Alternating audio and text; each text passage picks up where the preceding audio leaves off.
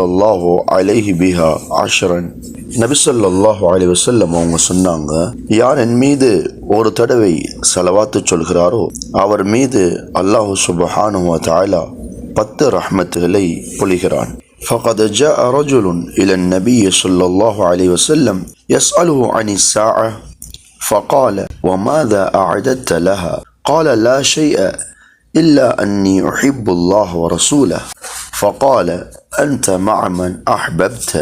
ஒருவர் நபி ஸல்லல்லாஹு அலைஹி வஸல்லம் அவரிடத்துல கியாமத்து நாள் எப்போது வரும் யா ரசூலல்லாஹ் என்று கேட்டார்.